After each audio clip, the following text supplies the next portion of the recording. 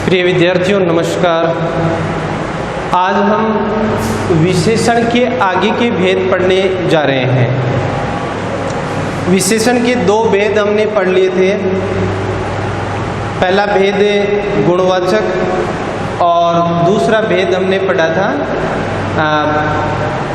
परिमाणवाचक। आज हम तीसरा भेद पढ़ने जा रहे हैं संख्यावाचक। देखो शब्द से ही समझ में आ रहा है संख्या और वाचक का मतलब संख्या का बोध। जिन शब्दों से संज्ञा या सर्वनाम की संख्या का बोध होता है, ये इसकी परिभाषा भी संख्यावाचक की यही है। जिन शब्दों से संज्ञा या सर्वनाम शब्दों की संख्या का बोध होता है उसे संख्यावाचक विशेषण कहते हैं। अब इसके दो भेद होते हैं, एक निश्चित संख्या और एक अनिश्चित संख्या। निश्चित संख्या वाचक विशेषण।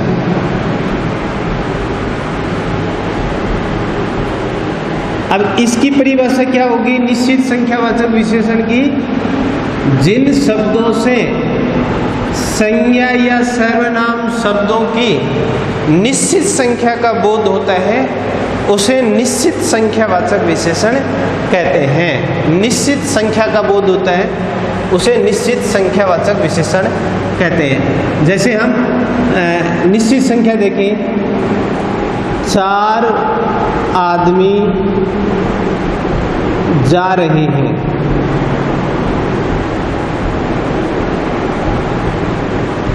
चार आदमी जा रहे हैं तो आदमी तो हो गई संख्या, आदमी तो हो गया विशेष्य और 4 हो गई संख्या। ये संख्या, इसीलिए ये संख्यावाचक विशेषण है। कौन सा संख्यावाचक विशेषण है ये? निश्चित संख्यावाचक विशेषण, क्योंकि संख्या निश्चित है। तो जहाँ संख्या निश्चित होती है वो निश्चित संख्यावाचक विशेषण में आता है। जैसे दोनों भाई खड़े हैं।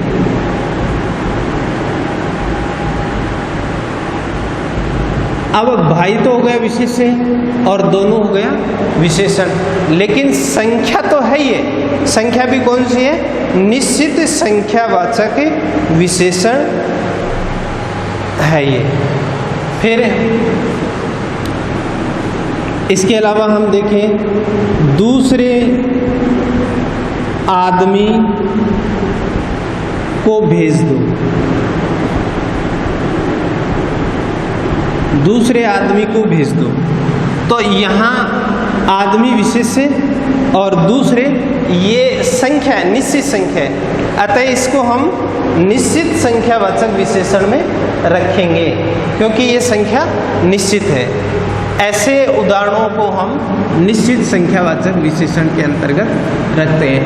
अब आता है अनिश्चित संख्यावाचक विशेषण।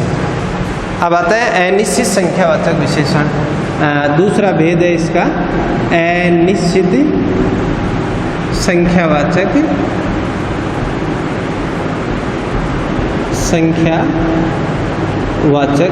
विशेषण।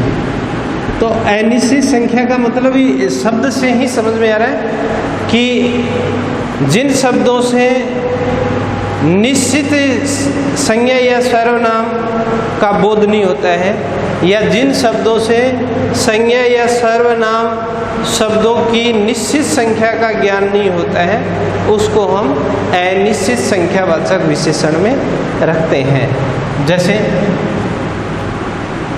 कई लोग आए थे। कई लोग आए थे। अब कई निश्चित संख्या नहीं है, लोगों की संख्या निश्चित नहीं है। कई में 5 भी हो सकते हैं, कई में 2 भी हो सकते हैं, कई में 1 भी हो सकता है, ये निश्चित नहीं है, इसीलिए इसको हम अनिश्चित संख्यावाचक विशेषण में रखेंगे। इसके अलावा हम ये कहें सब आदमी चले गए,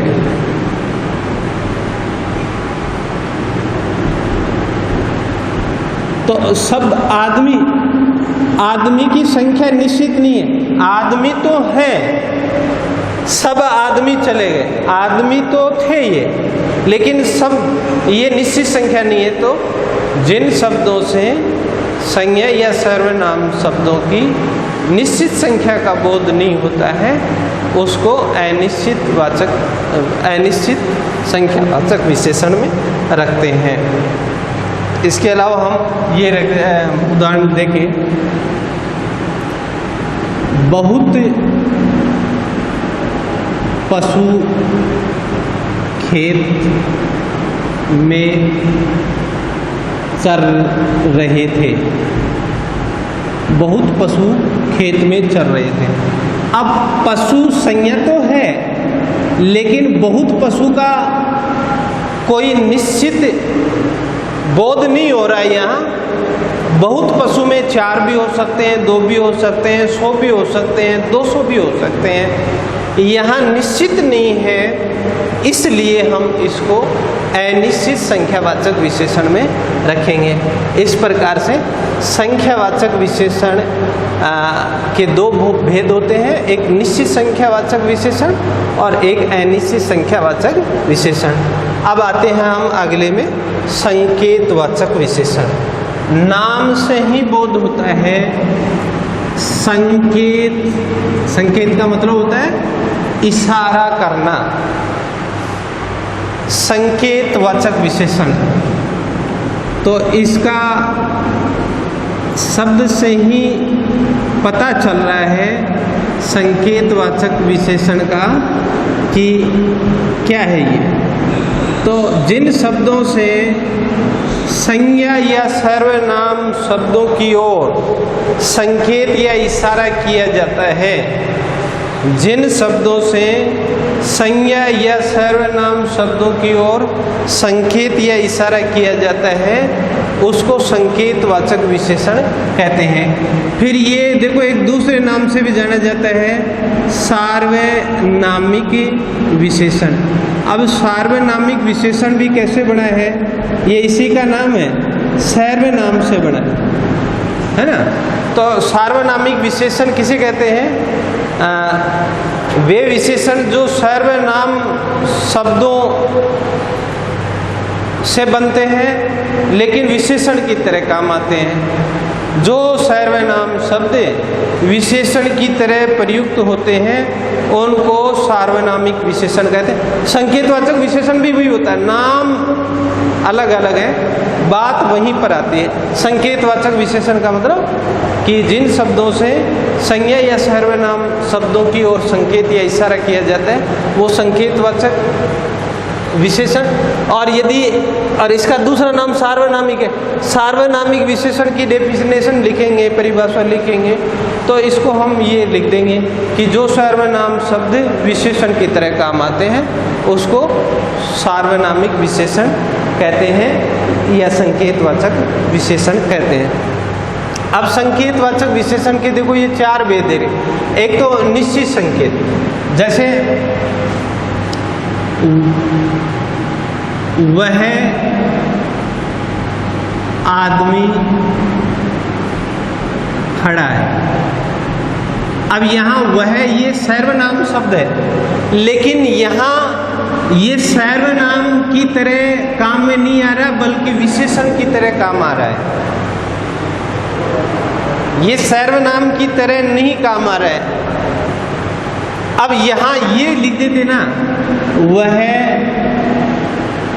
खड़ा है, तो यहाँ तो ये सर्वनाम हो जाता है। लेकिन ये आदमी के साथ में आ गए ना, जो सर्वनाम शब्द संज्ञा की ओर संकेत या इशारा करते ना वो संकेतवाचक विशेषण।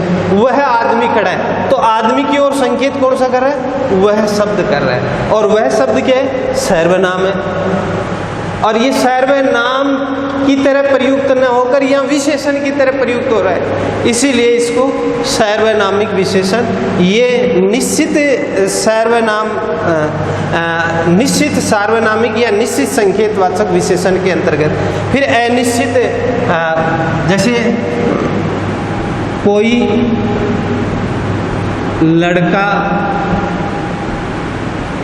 आया है,